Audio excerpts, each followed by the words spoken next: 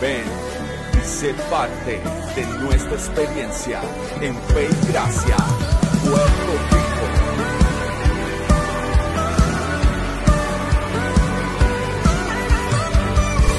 Conéctate, comparte y vive nuestra experiencia de adoración.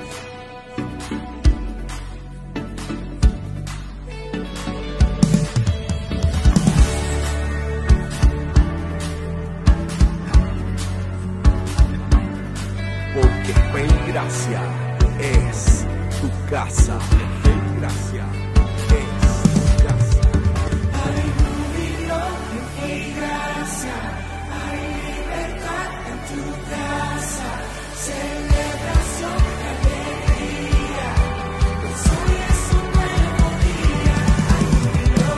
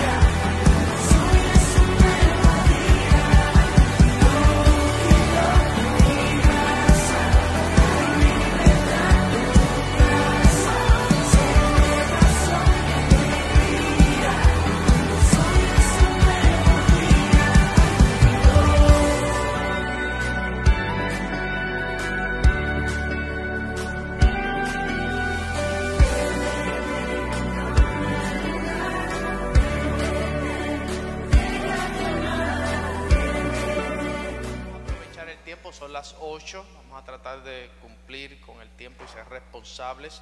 Sabemos que estamos en una enseñanza, ¿verdad? Que ya mismito, ¿verdad? Vamos a ir finiquitando. Estamos hablando acerca de lo que es la ley y la gracia. Diga conmigo la ley. Vamos, dígalo, la ley y la gracia.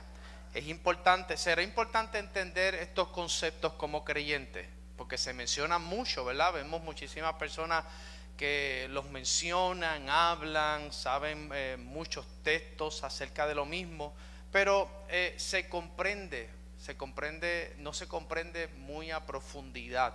Y aquí en el entendimiento de todas estas cosas está, ¿verdad?, que podamos experimentar. Amada Iliana, ¿qué haces por ahí? Aleluya, qué bueno verte.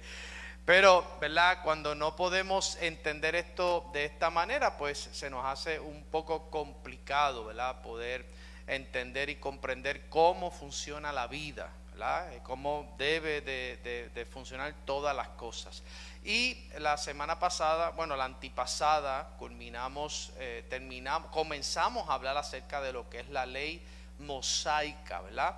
Todos hemos oído acerca de esta ley. Comenzamos hablando, de hecho, estamos hablando primero de la ley y la clase la vamos a culminar con el tema de la gracia. Pero hablamos acerca de lo que es que la primera ley fue la ley de vida, la ley genética, una ley de Dios, que todo respondía a Dios. Adán no tenía conflictos, se respondía a Dios, no había ningún tipo de problema, era una ley genética. Pero como ya todos conocemos, esta ley fue violentada por los ángeles y luego fue violentada por el hombre, ¿verdad? Y ahí aparece todo ese caos, todo el problema, el caos que vemos, que todavía hoy vemos muchísimas consecuencias. Porque si no volvemos otra vez a lo que es el fundamento, ¿verdad? A lo que es la raíz, si no identificamos cuál es el problema de todas las cosas, pues el hombre va a seguir dando vueltas alrededor del problema sin descubrir lo que es la causa. Y vimos cómo esta ley del pecado entró, que es la ley del pecado y de la muerte, trajo toda la devastación. Dios entonces, enseñamos que Dios escogió a Abraham, ¿verdad? Y a Abraham se le fue dada la promesa, una promesa de una simiente. A Abraham se le dijo: sal de tu tierra y de tu parentela, ¿verdad? Pero aunque parece ser que era algo bien personal para Abraham, ¿verdad? Y muchas veces vemos que los mensajeros toman todas estas historias y las reducen a la realidad individual. Pero créame que Dios, cuando está mirando el macro, está mirando un aspecto corporativo. Y esto es importante explicarlo porque muchas veces buscamos textos y los aplicamos, Pastora Mayra, fuera de contexto, para entonces crear un Dios individual al servicio nuestro, que no está mal, ¿verdad? Sabemos que Dios tiene el poder, lo creemos que Dios tiene todo el poder. Creemos que hay situaciones que muchas veces atravesamos, que por más que nos esforcemos de forma humana, pues tenemos que poner toda nuestra confianza en Dios, ¿verdad? Orar, poner toda esa fe, esa confianza en Dios.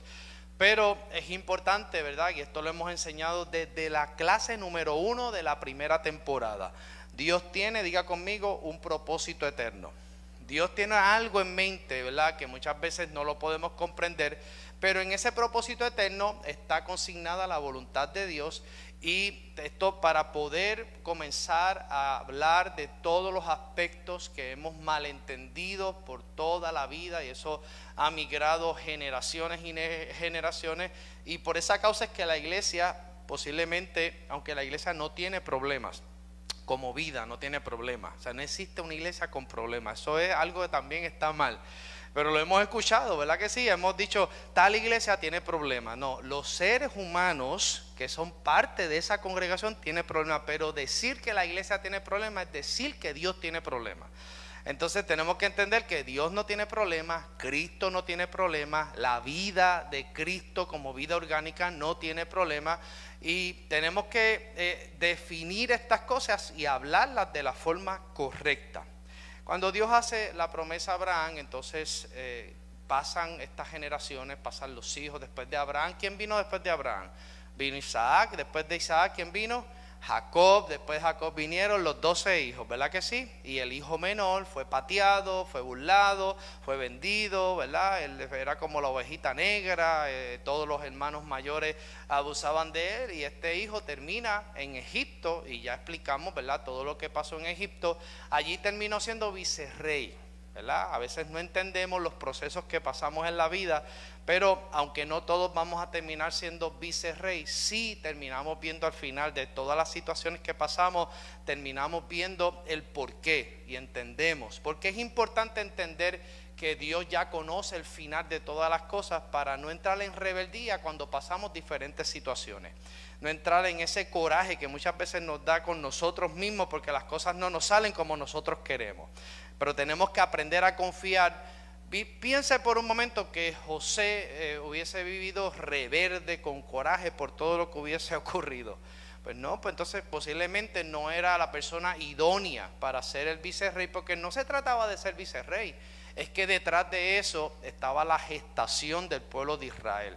¿Y qué venía en la gestación del pueblo de Israel? Lo que fue prometido a Abraham, que fue la simiente. Era una promesa que se da entre la ley del pecado y se da entonces hasta que llega a la ley mosaica. Amén. Y cuando entonces José está allí siendo vicerrey, esto es a modo de repaso, José se da un momento, un tiempo específico, Faraón sueña un sueño que nadie podía interpretar. Entonces el negrito de mamá estaba allí en la cárcel, ¿verdad? El que no querían estaba allí en la cárcel, pero muchas veces las personas que más menospreciamos son las personas que más capacidades tienen, amén.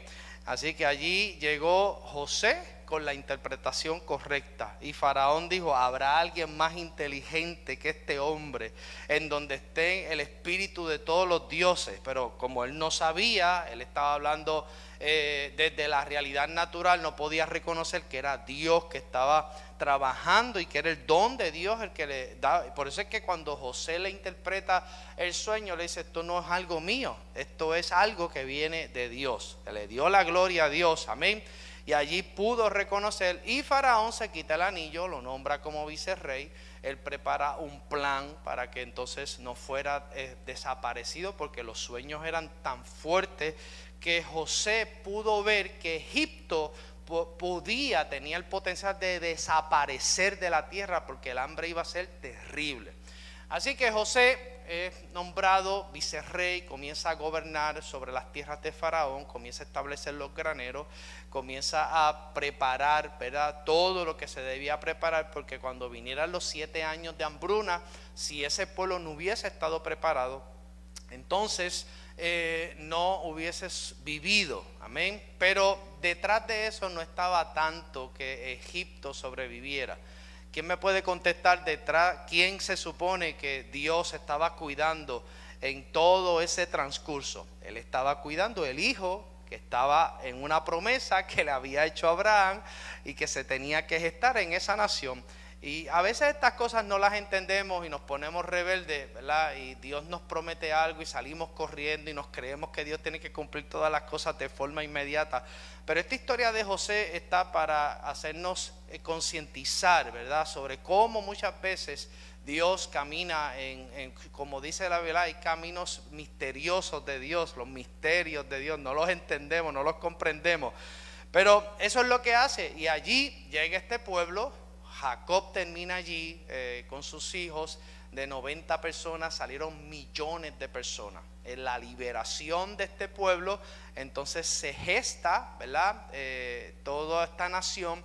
Cuando sale, entonces Dios le da lo que es la ley mosaica, porque era importante esta ley, que es lo que vamos a profundizar hoy de manera rápida para poder entrar en la gracia el miércoles que viene, que es lo que me interesa.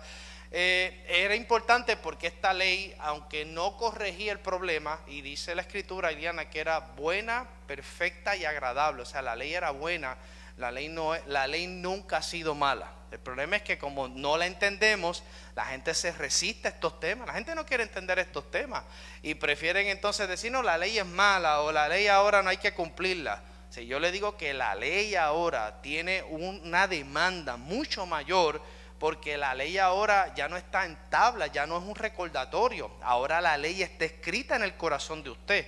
Y Jesús la cumplió, se convirtió en la ley perfecta de vida, y esa ley está dentro de usted. Así que el peso de responsabilidad es mucho más grande, pero yo le digo con mucha honestidad, la gran mayoría de las personas de las congregaciones no entienden estos temas. Prefieren, ¿verdad?, seguir declarando lo mejor está por venir, prefieren seguir proyectando un Dios al servicio de todas las personas, no quieren cambiar, no quieren arrepentirse de sus malas obras, no quieren entender la vida que les habita, no quieren hacerse responsables, y ellos dicen: está bien, sí, yo sé lo que es la ley, la gracia, y yo estoy allí en fe y gracia, ay, qué bueno, qué chulín, pero en esencia no se entiende. Pero escuche bien, para ser operativos y ser prácticos y ser efectivos, tenemos que entender todas aquellas cosas que tienen que ver con Dios. No me diga a mí que usted ama a Dios, que le sirve a Dios, si no lo conoce. Eso es lo primero, tenemos que conocer cómo funciona Dios. Si usted llega a un trabajo y usted no sabe cómo funciona ese trabajo y no conoce las expectativas de ese trabajo, usted está botado a la semana, para que usted lo sepa. Entonces estas cosas naturales las entendemos, pero nos resistimos, no queremos ser enseñados, no queremos ser edificados, queremos estar chilling, queremos una vida superficial, sin fundamento, no queremos compromiso.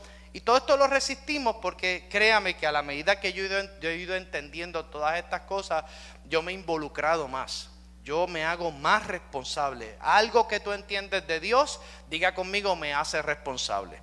Algo que yo no entiendo de Dios, pues lo pongo a un lado. Es más fácil decirle, es que yo no lo entendí, ¿verdad? Como dijo el hombre cuando le rendió cuentas por el talento. Tuve miedo y lo escondí. Pero usted se cree que realmente podemos engañar a Dios. No podemos engañar a Dios. Dios no puede ser burlado. La gente se cree que van a pasar por ficha, pero no se puede. Dios no puede ser burlado. Así que aparece esta ley, ¿verdad? Gálatas 3:19. Entonces dice, ¿para qué sirve la ley? Porque es importante que entendamos para qué sirve esa ley. ¿Cuál es el propósito de esa ley? Dice, fue añadida a causa de las transgresiones. Así que una vez Israel sale, ¿cómo salió Israel?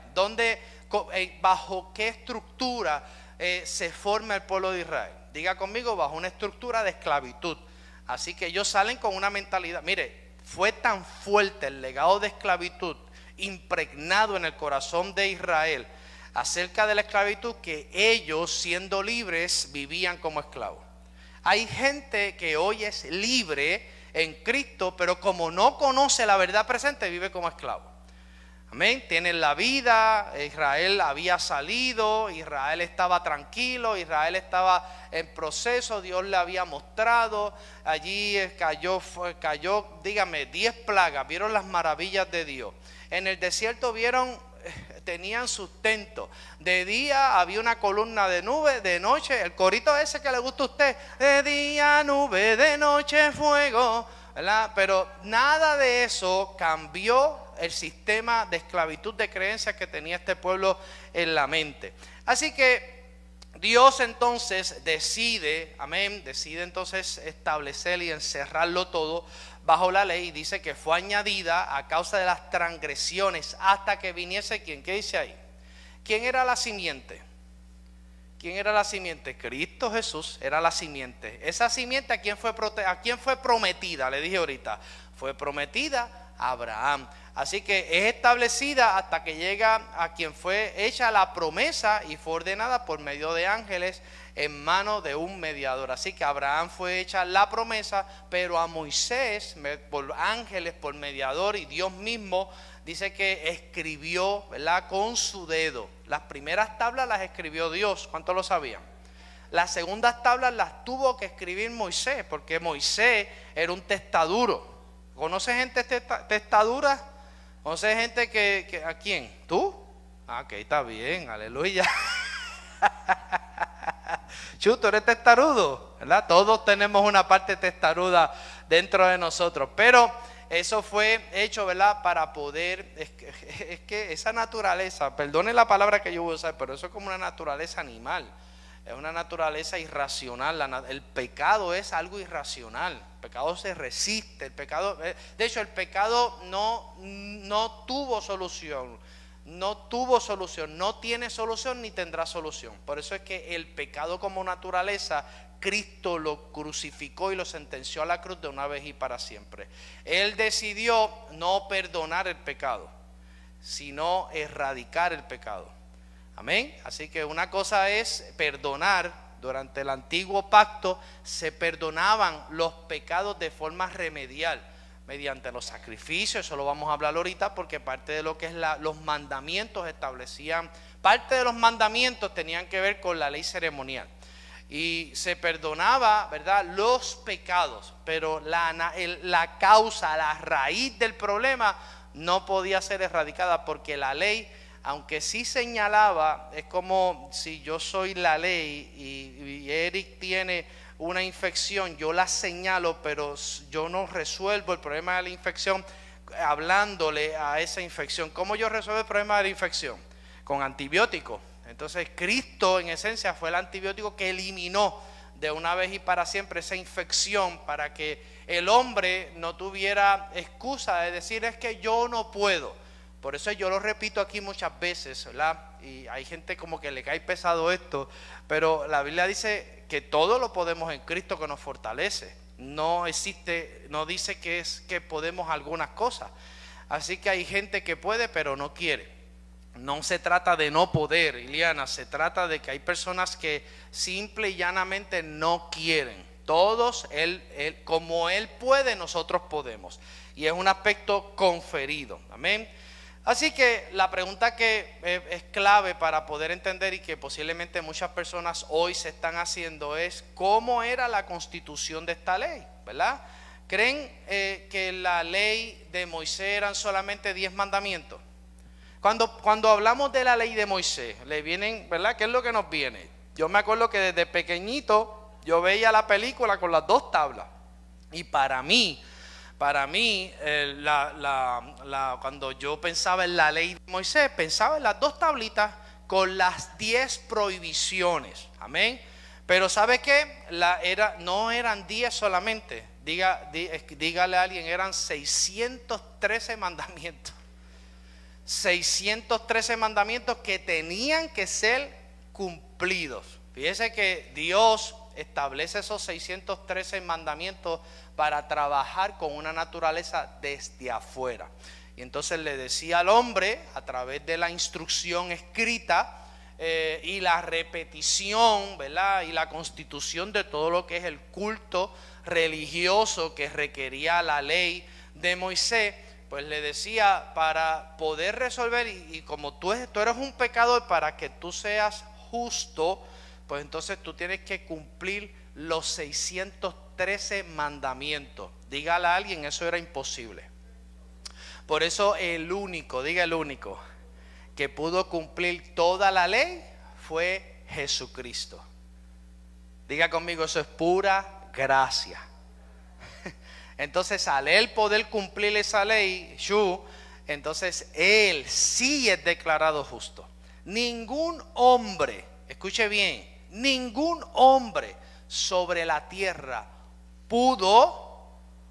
puede ni podrá cumplir la ley de Moisés. Es imposible. Quien cumplió la ley fue Dios mismo, que se encarnó en el cuerpo de un ser humano, tomó prestado el vientre de María, ese óvulo lo tomó prestado, pero el Espíritu Santo, porque el hombre es quien pone la sangre, fue el Espíritu Santo que trajo sangre del más allá y se formó el cuerpo de Jesús, creció el cuerpo de Jesús, y ese entonces es el Cordero perfecto que quitó no los pecados, dígale a alguien el pecado. Porque él no podía dedicarse a pecados. Si usted tiene comején, usted tiene que matar la reina. Gracias por el entusiasmo. Si en la casa usted tiene comején, usted tiene que ir a la raíz del problema. Si está saliendo moho, usted tiene que buscar la raíz del problema. Si usted llega a su casa y apesta, y usted pasa mapo y sigue la peste, el problema no es con el piso. Diga conmigo, hay algo que posiblemente está muerto y apesta. Y hay que identificarlo y sacarlo. Y así es el pecado. Entonces Jesús, Dios resolvió, ¿verdad? Y fue a la raíz del problema. Así que son 613 mandamientos. Amén. Y de esos 613 mandamientos voy a ir rapidito para que podamos entender, porque yo sé que usted está bien atento, ¿verdad?, a esta enseñanza, y los que están anotando. Primero están los que estamos hablando, los 10 mandamientos, 613, pero de esos 613 vamos a comenzar con lo que son los 10 mandamientos. Esta es la ley moral. La ley moral, esto era el resumen de lo que es la ley moral que Dios entregó al pueblo de Israel en el monte Sinaí, escrito en tabla. Eso para anote la referencia bíblica, que es Éxodo 31, 18. No lo tienes que poner, ¿verdad?, porque es para referencia, para que lo busquen. Pero estos 10 mandamientos eran importantes porque eran los principios fundamentales que revelaban la voluntad de Dios. La voluntad de Dios, solamente que era desde afuera, ¿verdad? no señalaban, ¿verdad? Y revelaban esa voluntad de Dios respecto a cómo Dios quería que el hombre viviera. Dios siempre ha querido que el hombre viva bien. O sea, somos nosotros los que queremos vivir mal. Dios nos ha provisto una vida, Dios nos ha provisto un mundo. Usted, mire, si usted echa un ojo, la gente le gusta vivir apiñado. Y si yo le digo que el 90% de la tierra está vacía, ¿usted me lo cree? No está poblada, porque estamos acostumbrados a vivir apiñados. Porque esa es la mentalidad, es lo que yo llamo la mentalidad de Babel, ¿verdad? Y Dios trata de trabajar con el hombre, pero el hombre se resiste. Pero aunque esta ley mosaica o ley, ¿verdad? Estrictamente la ley del antiguo pacto no resolvía, sí señalaba. Dios decía, mira, para que ustedes puedan ser bendecidos, vivan así. Para que ustedes puedan recibir beneficios, tienen que hacer esto. El problema es que el hombre no podía ser selectivo. De esas 613 leyes, el hombre no podía decir, pues, ¿sabes qué, Dios? A mí me conviene las 40, voy a coger 40 leyes y las voy a cumplir, pero el resto no puedo. Pero ¿qué pasaba? Que la misma ley de Moisés decía que si no cumplía las 613, estaba maldito. Por eso es que nunca el problema se resolvió. Y de nuevo, por eso es que el único que pudo cumplir fue Jesucristo. Y al cumplir Jesucristo, entonces es declarado justo. Y nosotros, el hombre antes de la cruz, sí era declarado justo, ¿verdad? Pero era por razón de una forma parcial, no era permanente. Era desde afuera, pues está bien, yo maté este animalito, la sangre es derramada y ya pues sí eres justo. Pero cuando el hombre salía de ese servicio ceremonial, de esa actividad ceremonial, miraba a la mujer del prójimo, chismeaba, violaba un mandamiento y volvía otra vez y caía en maldición. Porque esa naturaleza no puede responder a las expectativas de Dios. Ahora bien, estos mandamientos están registrados, anote esta referencia para que la busque después, y para los amigos que nos están viendo, está registrada en Éxodos 20, del 1 al 17, y Deuteronomio 5, del 6 al 21. Usted sabe que Moisés escribe los primeros 5 libros del Pentateuco, que es lo que es llamado el Pentateuco, y ahí están consignados. ¿Cuáles eran esos mandamientos? Usted posiblemente se lo sabe de memoria, ¿verdad? Alguien que se sepa un mandamiento de memoria. No matarás, ama a tu prójimo como a ti mismo. ¿Cuál otro? Vamos a ver. ¿Qué? No tengas otro Dios, Iliana. No robar, muy bien. Pues vamos a verlos uno por uno rapidito. Número 1, el primer mandamiento es: no tendrás dioses ajenos delante de mí. Y este mandamiento es importante porque Dios quería exclusividad en la adoración. Dios no comparte. El aspecto de la adoración no lo comparte con nadie. Para los amigos que piensan que Dios es imparcial, que Dios Dios comparte el aspecto de la adoración, eso no lo tranza. Por eso es que los 10 mandamientos no han sido abolidos. Los 10 mandamientos pasaron dentro de nosotros. Todo lo que se requiere en estos 10 mandamientos todavía sigue vigente y seguirá vigente. Eso no ha cambiado. Amén. Lo que sí fue abolido fue la práctica ceremonial que buscaba declarar al hombre justo. Eso no tiene que, aunque sí está dentro de los 613 mandamientos, pero esa parte sí fue abolida. Yo le voy a dar ahorita alguna referencia bíblica. Así que no tendrás dioses ajenos delante de mí. Trata acerca de lo que es la exclusividad de la adoración. ¿Será Dios celoso con la adoración? Lo es. Amén. Así que esta es una de las cosas que se establecen de la forma correcta en el pacto de la gracia. Y yo lo he dicho, y esto es bien importante porque todavía yo sigo viendo, no aquí, ¿verdad? Pero sigo viendo muchas publicaciones en Facebook que todavía no se ha entendido lo que es alabanza versus lo que es adoración. Amén. Una cosa es alabanza y otra cosa es adoración. No es lo mismo ni se escribe igual. Un adorador alaba de la forma correcta, pero posiblemente alguien que alaba no necesariamente es un adorador y alaba de la forma incorrecta. Porque diga conmigo, adoración es obediencia. ¿Usted cree que una persona que obedezca a Dios va a alabarlo de la forma correcta? Claro que lo tiene que alabar de la forma correcta, pero una persona que ande por ahí que no obedezca a Dios, ¿usted cree que podrá alabar de la forma correcta?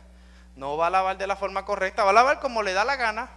Entonces alaba cuando le da la gana, es selectivo en la vida que vive la vida loca.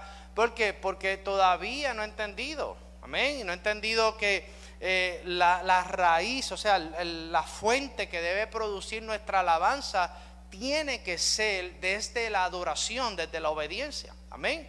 Así que no es, ¿verdad?, no significa que cuando estemos en el worship, cuando estemos levantando las manos, no estemos adorando. Le estoy diciendo que si usted obedece, usted está alabando, amén, está adorando y está produciendo la alabanza correcta.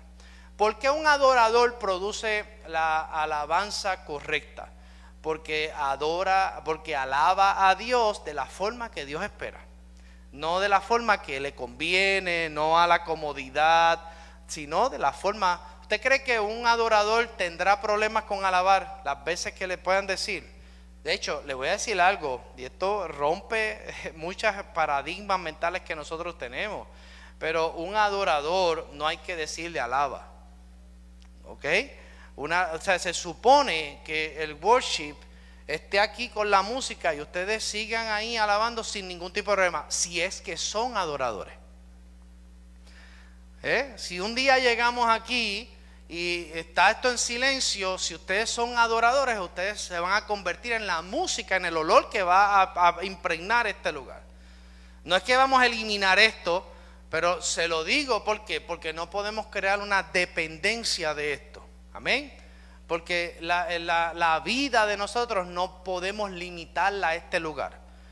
El cuerpo de Cristo supera todo esto, no tiene que ver con esto. Usted es iglesia, yo lo repito muchas veces porque la gente como no entiende todavía y la gente piensa que viene el domingo a la iglesia. Entonces son los que ponen la iglesia en un lugar. ¿Usted cree que la iglesia se puede poner en un lugar? ¿Usted cree que la iglesia pertenece a un nivel de prioridades? Diga conmigo, no. Es imposible. Si usted me dice que la iglesia está en tercer lugar en su vida, pues usted se desliga de la iglesia, usted la pone en pausa, pero posiblemente lo que yo sé que usted posiblemente se refiere es al ministerio, a la congregación. Eso yo lo puedo entender. Que un domingo usted se quede descansando, ¿verdad? Y usted ponga en pausa los ministerios. Todos tenemos derecho a eso y usted no se puede enojar. Si yo me voy aquí un mes de vacaciones, usted no se puede enojar. Se supone que usted sea súper mega más responsable, porque diga conmigo, usted es un adorador. Pero si usted no es un adorador, usted va a depender, amén, si el pastor no está o no está, va a depender si hay música, si no hay música. Pero diga conmigo, los adoradores no tienen problema con alabar. Un adorador no tiene problema con diezmar, un adorador no tiene problema con ofrendar, un adorador no tiene problemas con congregarse, un adorador no tiene problemas con perdonar, un adorador no tiene problemas con amar sin condiciones, un adorador no tiene problema con mantenerse constante en tiempo y fuera de tiempo. Un adorador no deja que el chisme lo dañe, un adorador no envidia, un adorador no opera, no mete cizaña, no murmura. Entonces, pastor, ¿por qué yo hago estas cosas? Lo he dicho aquí, porque mi alma, diga mi alma, tiene memoria. Tiene memoria de una naturaleza, estamos en proceso. Romanos 7, hay 2 leyes, todavía la ley del pecado y de la muerte tiene memoria en el alma. Y entonces, mora en mí, pues está ahí. Pero no mora en el espíritu de nosotros, porque en el espíritu de nosotros está... Diga conmigo, el Padre, el Hijo y el Espíritu Santo. Y diga conmigo, donde está el Espíritu de Dios hay libertad. Así que mi espíritu no tiene problema. El problema mío, el gran problema mío está en mi alma. Porque el espíritu puede, pero la carne se resiste. Eso está en la Escritura. Usted se sabe ese texto bíblico, ¿verdad? El espíritu está presto, pero la carne se resiste. Así que entendemos ya ese mandamiento, ¿verdad? Exclusividad en la adoración, exclusividad en la obediencia, exclusividad en hacer las cosas que espera Dios.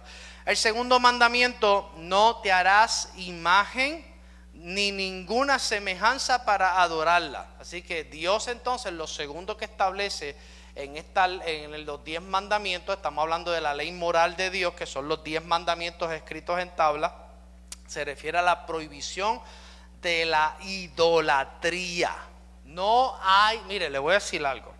Para los que tienen amuletos, para los que tienen todavía ídolos, no piense que porque yo soy un pastor que predico la gracia y todo eso, no hay permisibilidad, no hay break con eso, no hay chance.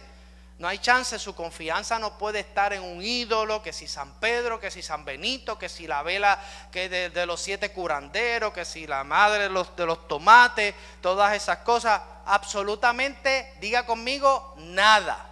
No pueden haber ídolos. No pueden haber ídolos, punto y coma. No, pero es que los 10 mandamientos. No, de nuevo, los 10 mandamientos están vigentes, solamente que ahora viven dentro de nosotros. Así que es la prohibición, idolatría, poner confianza. Y no piense que la idolatría solamente tiene que ver con personas, con estructuras de yeso. Posiblemente usted adora el dinero, usted adora el trabajo, usted adora otras cosas más que a Dios. Porque lo que usted adora, ahí está su corazón. Donde está su tesoro, ahí está su corazón. Así que la gente rápido dice, no, los idólatras son los católicos. ¿Usted cree que los católicos son los únicos, verdad, que podrían? Y le voy a decir una cosa, hay muchos católicos salvos dentro del movimiento católico, para que usted lo sepa. Más salvos que muchos que cantan, danzan y hablan lengua. Que ya confesaron a Jesucristo, dejaron los ídolos y están allí orando. De hecho, usted no se acuerda que en el 1080 yo fui parte de una iglesia carismática. El movimiento carismático, que en las misas la gente comenzó a hablar lengua y el poder del Espíritu Santo comenzó a moverse de una forma maravillosa, y de ahí salió el movimiento carismático. Tuvieron que sacarlo porque ese movimiento iba creciendo a una velocidad y se iba a quedar con toda la religión católica. Era una reforma dentro de la propia iglesia. Entonces los despacharon porque los vieron como una amenaza. Así que este aspecto de la imagen puede ser muchas cosas. Que todo lo que obstruye, cuando miramos a Dios, cuando contemplamos a Dios, no puede existir ninguna imagen que afecte. Y esto, si lo traemos a la vida real, a la realidad de nosotros, cuando estamos orando, cuántas preocupaciones, cuántas imaginaciones.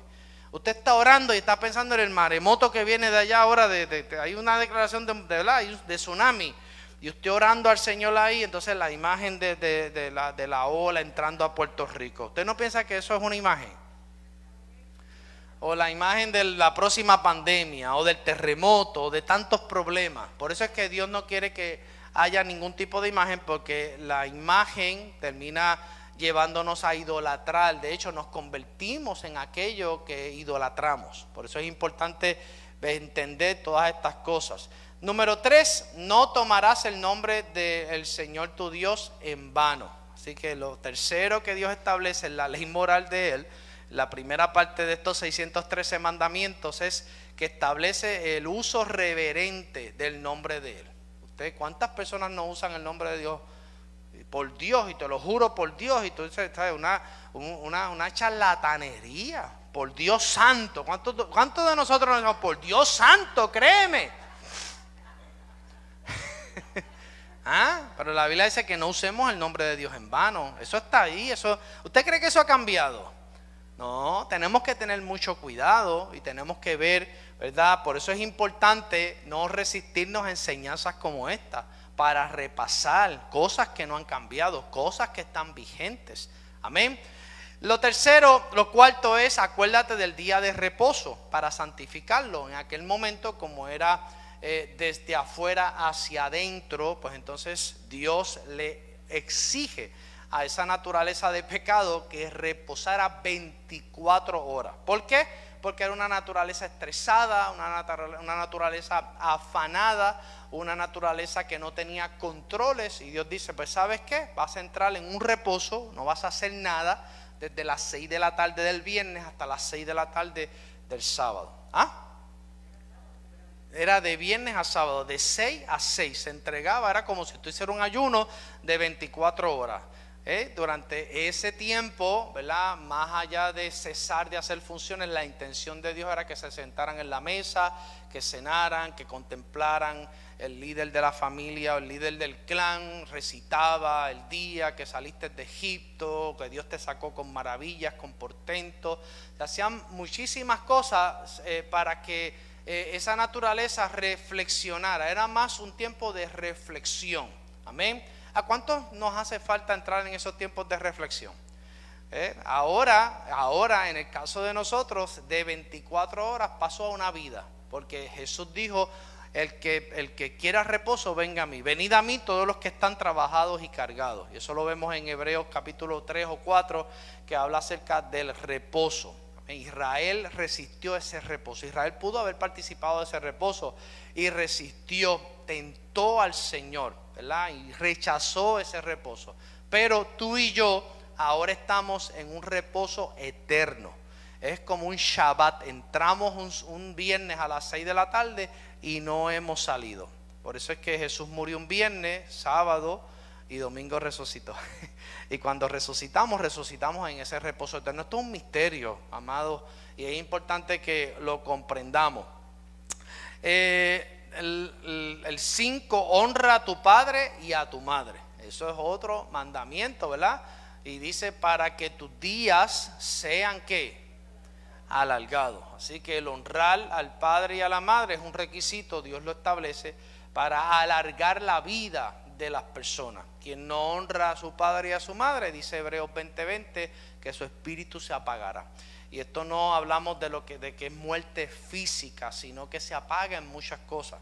¿Ven? No todos tenemos que hacer, ¿verdad? No es porque mi madre está ahí, pero yo me esfuerzo, ¿verdad? De que honrarla, lo que yo, dentro de mis limitaciones, yo pueda honrarla. Amén. He hecho siempre el mejor esfuerzo y honramos a nuestros padres de muchas maneras, esforzándonos, haciendo las cosas bien, ¿verdad? Que ellos nos vean que estamos creciendo, que ellos nos vean crecer en los caminos del Señor. Aunque mi mamá me ponía jeñito, yo crecí, ¿verdad? Con esa palabra y seguía. Y usted sabe que eso era todos los días por la mañana, jeñito orando con lo mismo, la misma oración. Eso parecía un rezo. Y dando palos. Y después de la noche ha llegado, la tempestad se fue, muy débil y cansado, esperando amanecer.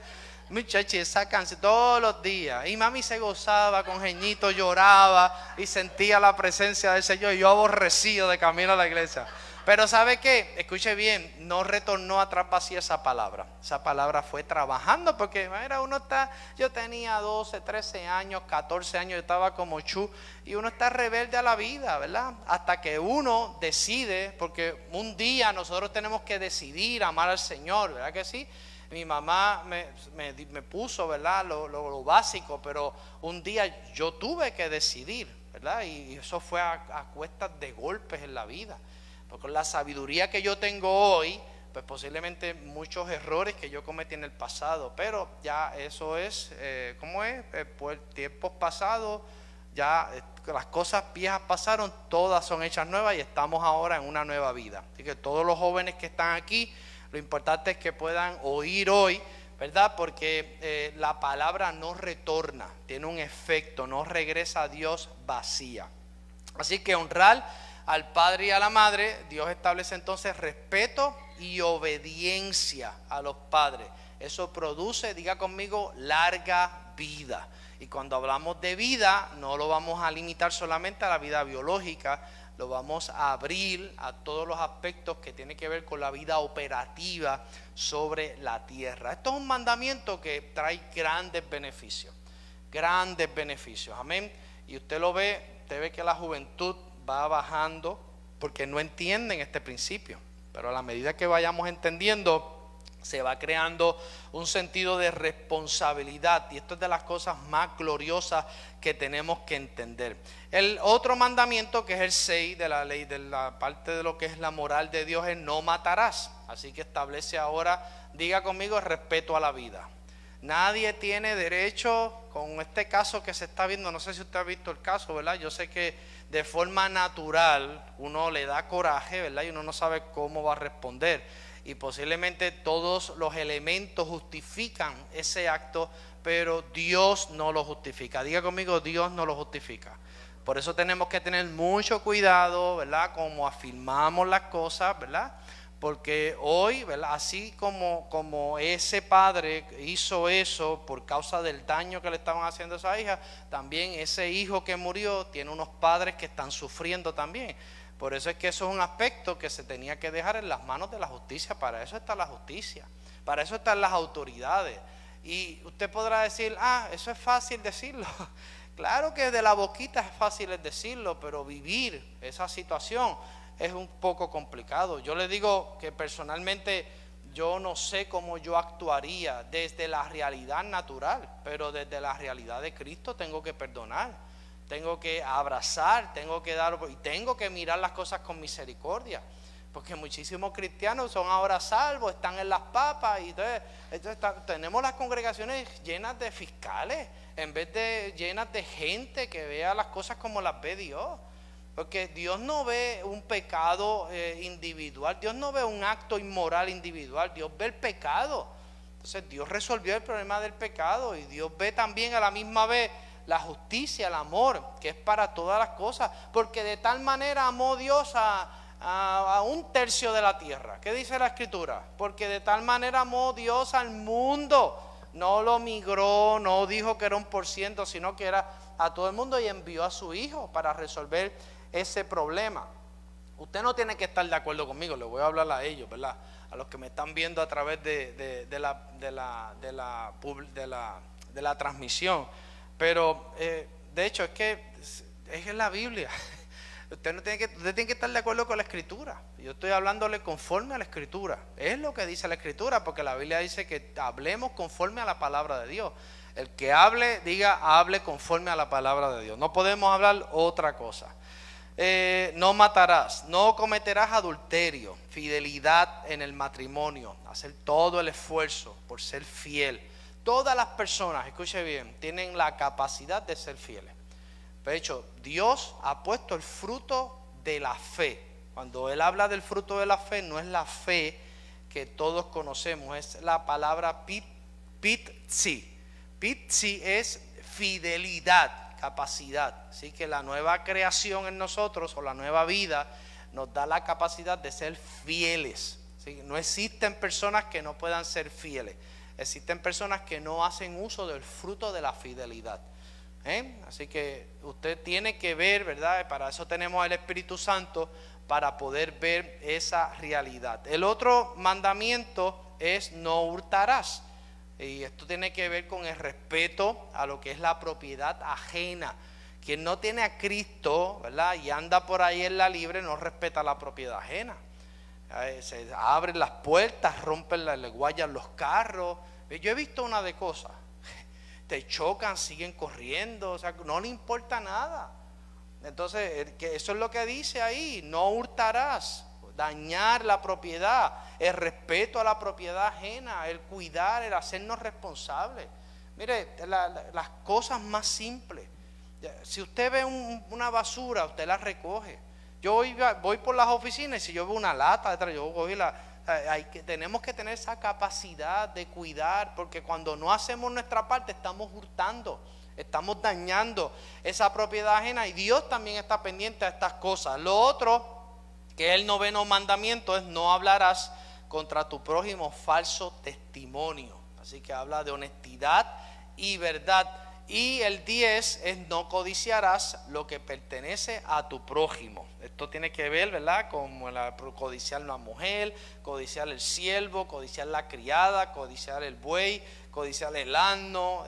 Lo que habla es de la pureza del corazón y del deseo. ¿Por qué? Porque la codicia es un mal que afecta muchísimo a las personas, no los deja ser felices. Si ven que una persona prospera, quieren lo que esa persona tiene, no se conforman con lo poco, no se conforman con lo que están haciendo, no se conforman y viven, ¿verdad?, con esa codicia, deseando. Si el vecino se compra un BMW, ellos no lo tienen el dinero, pero se embrollan, después no lo pueden pagar. Todo eso es una cadena de daño, simple y llanamente porque se está pasando por alto el aspecto de no codiciar todo lo que tiene que ver. Así que el propósito de estas leyes, número 1, ¿verdad?, lo dije ahorita, es mostrar el carácter santo de Dios. El carácter santo de Dios no ha cambiado. Eso es otra cosa que las personas piensan. No, es que en el Antiguo Testamento, ese Dios santo, diga conmigo, Dios sigue siendo, vamos, dígalo. Dios sigue siendo santo. Amén. Por eso es que en el Antiguo Testamento Él exigía que esa naturaleza fuera santa, pero no podía hacerlo. Y ahora en el Nuevo Testamento, la Escritura o las cartas apostólicas dicen, sed santos porque Él es santo. Así que yo soy santo por lo que soy ahora. Antes yo tenía que hacer cosas para ser santo, y todavía eso es lo que muchas veces la gente no ha entendido y se tergiversa, y vemos muchas congregaciones o ministerios que ponen exigencias, cargas. Haz esto para que seas santo, ponte esta falda hasta después de las rodillas, si te la pones encima de las rodillas estás perdido, si te la pones debajo de las rodillas eres santo, si te pones un mameluco de Mahón estás perdida. Así que tenemos que ver. Y número 2, para revelar el pecado del ser humano. Y 3, conducirnos a la necesidad de un Salvador. Toda la ley, lo único que quería recordarle a esa naturaleza era que necesitaba un Salvador. Necesitaba. Y eso lo vemos en Gálatas 3:24, que dice, de manera que la ley ha sido nuestro ayo para llevarnos a Cristo, a fin de que fuésemos justificados por la fe. Así que es importante que entendamos que ninguno de estos mandamientos, los repito, ¿verdad? Bajo el nuevo pacto los mandamientos no han sido abolidos, dile a alguien, sino cumplidos en Cristo. Cristo los cumplió toditos, así que Él se llevó el mérito del justo y nosotros entonces fuimos declarados justos, cumplidos en Cristo y ahora escritos, ¿dónde? En los corazones de nosotros. Adentro de nosotros, toda la palabra está dentro de nosotros en Cristo Jesús. Por eso es que usted cuando lee la Escritura, lo que es la Biblia, ¿verdad? Lo que tenemos en nuestras manos, uno siente que hay algo que no sé si le pasa, ¿verdad? Yo siento como que algo que se siente dentro, y es que la palabra está haciendo conexión con la propia palabra. La palabra que es Cristo hace conexión con esa palabra. Hebreos 8:10 dice, por lo cual este es el pacto que haré con la casa de Israel. Después de aquellos días, dice el Señor, pondré mis leyes en la mente de ellos y sobre su corazón las escribiré, y seré a ellos por Dios y ellos me serán por pueblo. La segunda parte, ¿verdad? Estamos hablando, y ya estoy terminando, de la estructura de lo que es la ley de Moisés. Para ir rápido, la segunda parte era la ley ceremonial o sacrificial. Ya hablamos de lo que es la ley moral, que son los 10 mandamientos, ¿verdad? Y que describe lo que es el carácter santo de Dios. Pero también esos 613 mandamientos, también parte de ellos tiene que ver con lo que es la ley ceremonial o sacrificial, que tenía el propósito del perdón, pero no podía eliminarlo. Le otorgaba perdón. Con estos sacrificios o con estas ceremonias o con estos rituales se otorgaba un perdón provisional, ¿verdad? Se declaraba perdonado, como le dije ahorita, pero no podía resolver. Aparte de eso, también esta ley ceremonial, cuando se hacía, daba acceso a lo que son las bendiciones, que eran por el hacer. Usted lee Deuteronomio, no sé si es 30, ¿verdad? El capítulo de las bendiciones y las maldiciones. La gente le encanta el capítulo de las bendiciones, pero no tocan el de las maldiciones, porque el de las maldiciones no le conviene. Entonces leen los primeros textos, pero usted sabe que para usted poder disfrutar de todo, por eso es que quien es declarado bendecido, ¿quién fue? Cristo, porque nunca la naturaleza adámica pudo haber sido declarada bendecida. Nadie podían alcanzar y tenían que estar sacrificando y tenían que hacer muchísimas ceremonias. Le daba acceso, ¿verdad?, a esas bendiciones, pero era por el hacer, pero no por el ser. Y ya eso había traído como un cansancio en esa naturaleza, porque no tenía resultado, que era eliminar. Era como pasarle benguey a un dolor, pero no eliminaba el dolor. Así que eran el conjunto de normas dadas por Dios que regulaban el culto, los sacrificios, las fiestas religiosas y la pureza ritual. Todos los capítulos, mire, Después de Éxodo viene Números, Levítico, Números. Después. ¿Cuál viene primero, Mayra? Levíticos, Números. Esos libros explican todo lo que yo estoy diciendo. Pero aquí, si yo no me levante la mano, pero si yo le preguntara cuántos han leído esos libros, pues el pastor ¿tú los has leído todos? ¿Verdad que no? Completos no, pero son difíciles de entender.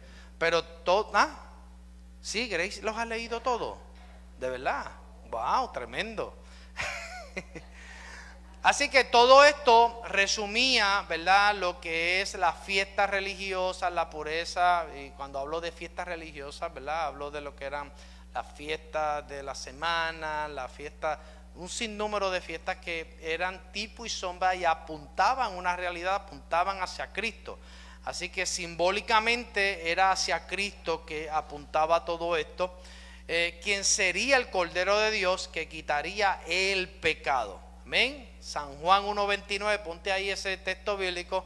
Dice, cuando Juan lo vio de lejos, dijo: he aquí el Cordero de Dios que quita el pecado. ¿Ve? Ahí no dice pecados.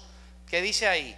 El pecado. Así que lo que vino Cristo fue a quitar la máquina que producía pecados. La naturaleza que producía pecado vino a quitarla, a eliminarla, para que a su vez dejara de producir, ¿verdad?, todas estas conductas que traían condenación en la conciencia. ¿Qué usted cree en estas actividades ceremoniales? ¿Qué era lo que hacía el hombre cuando veía que ese animal era degollado y veía que la sangre? Pues entonces el sacerdote ponía las manos sobre la cabeza, transmitía todos los pecados del pueblo. El pueblo tenía un efecto visual que fue parecido, aunque no está así, pero fue parecido a lo que hizo Dios cuando Adán y Eva estaban desesperados. ¿Cómo usted cree que Dios vistió a Adán y a Eva? ¿Qué usted cree? ¿Que trajo esa ropa del más allá?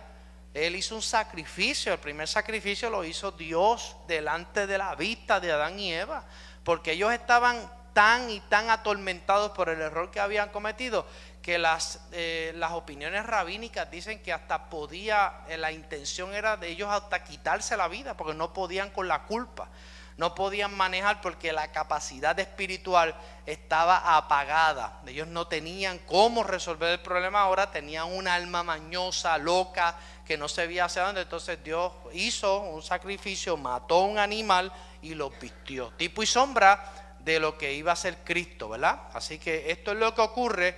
Por eso es que Él es el Cordero perfecto que quitó el pecado del mundo. Dentro de esas actividades que se hacían estaban los sacrificios, animales ofrecidos por el pecado. Eso usted lo puede leer en Levíticos 1-7. Las fiestas, la fiesta de la Pascua, la fiesta de Pentecostés, la fiesta de tabernáculos, Levítico 23.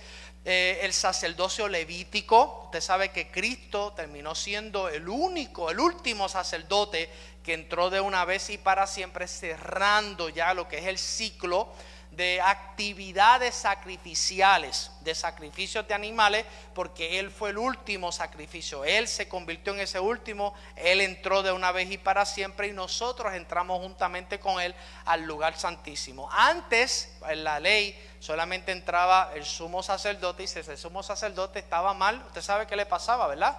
Caía muerto en ese nivel de la presencia. Entonces lo que hacía ese sacerdote, se tenía que preparar un año, un ritual, no podía tocar mujeres, no podía tocar animales, no podía comer ciertas cosas. Y algunos, ¿verdad?, como las personas a veces no toman en cuenta todas estas cosas, ¿verdad?, que tienen que ver con Dios, y le ponían una soga y una campanita, y mientras, eso es como cuando en casa está el perro de Elaine, que te llama Dexter, y ya yo sé que viene bajando por la cara por la campana, ¿verdad? El sacerdote estaba ahí con la campanita. Mientras caminaba, las campanas sonaban, y mientras estaba ahí haciendo el sacrificio, ponía la sangre en el arca del pacto, todas estas cosas. Mire, esto parece un tema enzorroso, pero es un tema maravilloso, porque era tipo y sombra, y apuntaba a lo que Cristo iba a hacer. Usted no puede amar el sacrificio de Cristo si no entiende lo que era tipo, sombra y figura, lo que señalaba. Por eso estos temas no pueden ser enzorrosos. Son temas esenciales para poder entender la sustancia. Hoy nosotros tenemos la sustancia. Hoy nosotros tenemos la realidad. Hoy nosotros, de ser un culto, ¿verdad?, ceremonial externo, ahora somos el culto racional nosotros mismos. Antes había templos hechos de mano, antes había sacrificios hechos externos, todas esas cosas. Diga conmigo, todo eso ahora pasó dentro de mí. Porque Dios lo que estaba buscando era una casa donde vivir. Y eso está en Isaías 60. Así que están las fiestas, Pascua, Pentecostés, tabernáculo, está el sacerdocio levítico, funciones, vestiduras de los sacerdotes, todas esas maravillas, cuando entraban con los colores, las vestiduras, todas estas cosas. También está el tabernáculo y el templo, y están establecidas en Éxodo 25 al 31 todas las instrucciones y el modo de adoración. Y por último estaban los que son los ritos de purificación, leyes sobre impurezas ceremoniales, sobre todas las cosas que se tenían que hacer, pero no corregían el problema. El propósito de todas estas cosas era señalar la expiación del pecado. En ese momento se expiaban pecados, conductas de esa naturaleza adámica, pero la intención era decirle al hombre: vamos camino a resolver. Nos estamos acercando cada día, cada año, cada siglo se acercaba más a ese momento donde el pecado, el Cordero de Dios que iba a quitar el pecado del mundo, iba a venir a la tierra y iba a acabar con la raíz del problema. Segundo, prefigurar a Cristo como ese Cordero y distinguir, ¿verdad?, y establecer, escoger como Dios escoge a Israel para poder, ¿verdad?, cumplir el propósito de traer al Hijo quien iba a resolver. Así que todo esto, cuando ya entramos en el nuevo pacto, con la venida de Cristo, toda esta ley ceremonial sí fue abolida. Diga conmigo, sí fue abolida.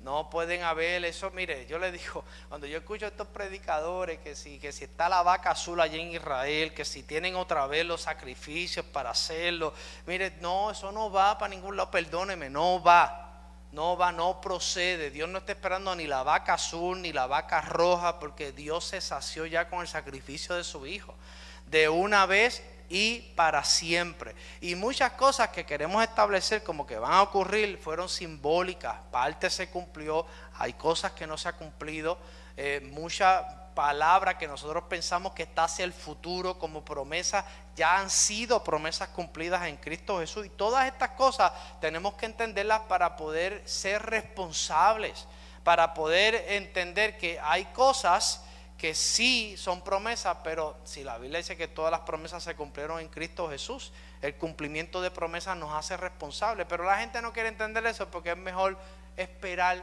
que Dios haga algo, esperar que Dios pelee por mí, esperar que se manifiesten las promesas. Pero todo eso, ¿verdad?, quedó, y lo vemos. Le voy a dar referencias bíblicas rápido. Hebreos 10:1, ¿verdad?, habla de que todo esto era sombra de los bienes venideros. Colosenses 2:16 al 17, que declara que estas ordenanzas ya no son obligatorias porque Cristo es la realidad. Esta palabra es bien importante que la entendamos. Colosenses 2:16 al 17 y Primera de Corintios 5:7, porque Cristo, nuestro Cordero Pascual, ya ha sido sacrificado. Estas cosas son importantes que las comprendamos porque van a generar una realidad importante. Amén.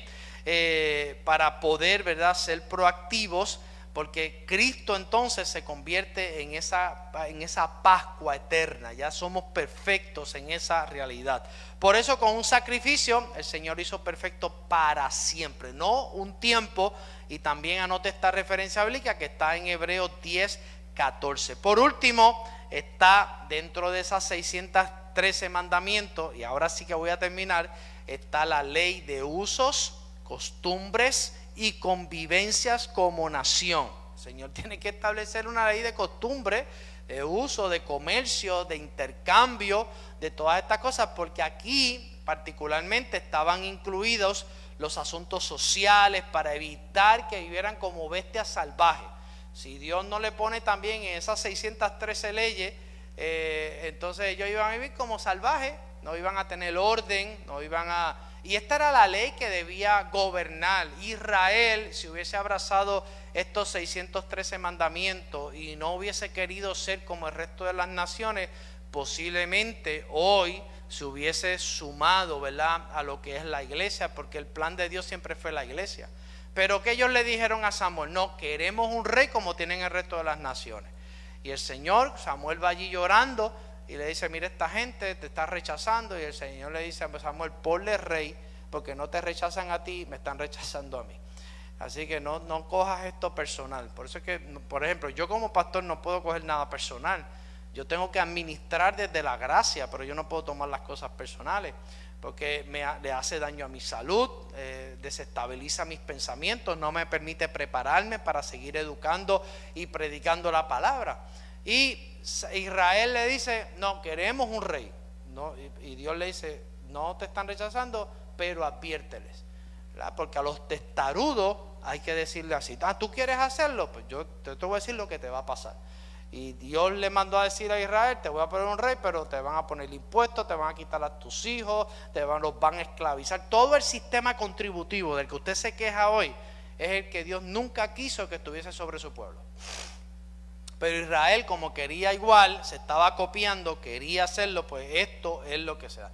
Así que todo esto, ¿verdad?, designa esa realidad, porque era importante, ¿verdad?, establecer ese orden, proteger ese pueblo para que no vivieran como salvajes y no pusieran en riesgo la vida del hijo que venía dentro de ese pueblo. Que de hecho, y con esto puedo cerrar, ¿verdad?, con mis manos levantadas, porque esa sustancia, cuando ya se convierte en sustancia, que es lo que vamos a explicar en la próxima clase para ya culminar este ciclo de la ley y la gracia, esa sustancia que es el Hijo que viene en este pueblo es la gracia, que es Cristo, es la vida, es la capacidad, ¿verdad?, que Dios nos otorga para poder hacer.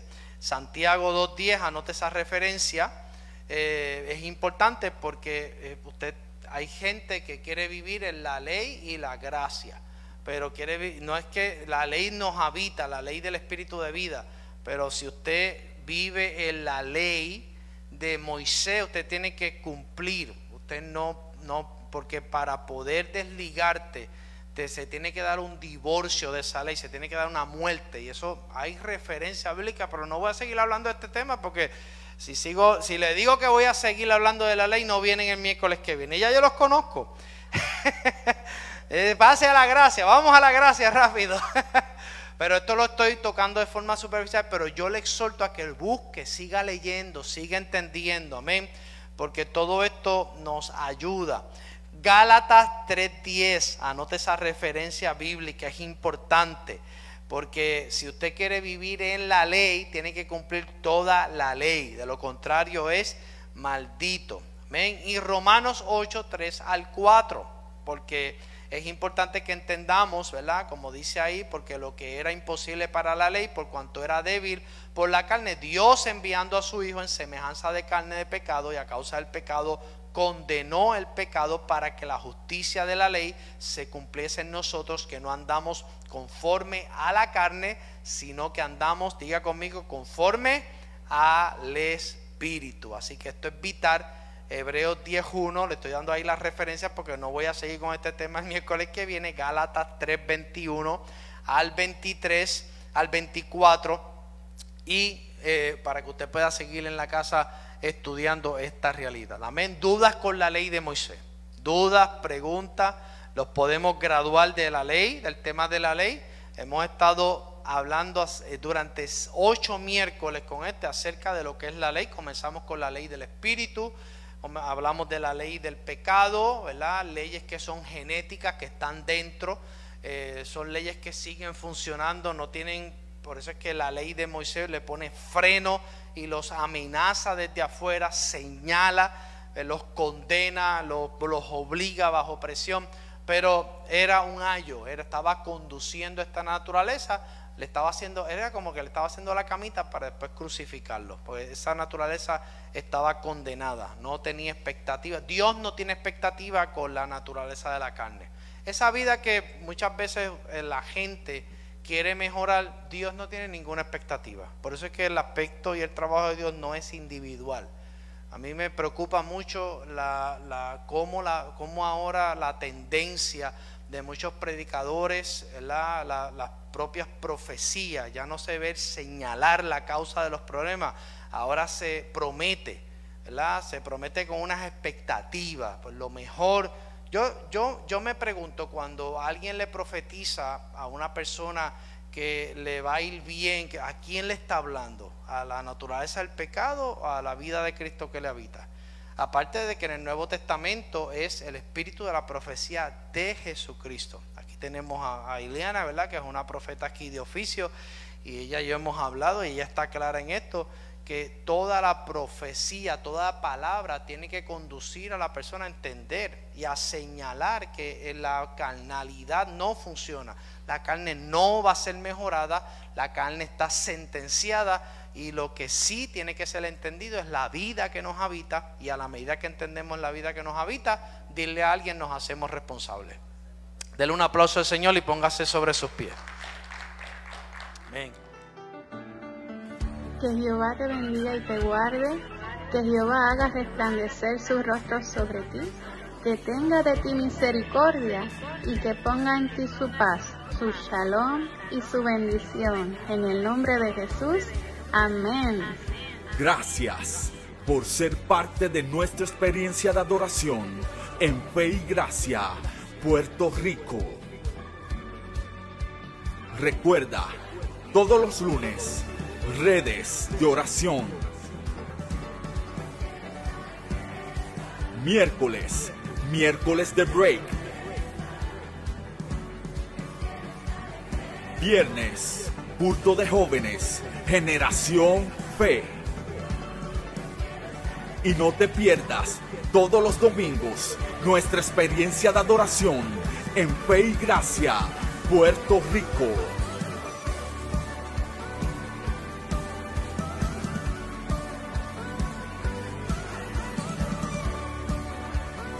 Si quieres bendecir nuestro ministerio con una ofrenda, puedes hacerlo a través de ATH Móvil en el área de donaciones. Busca Iglesia Fe y Gracia y recuerda que Fe y Gracia es tu casa.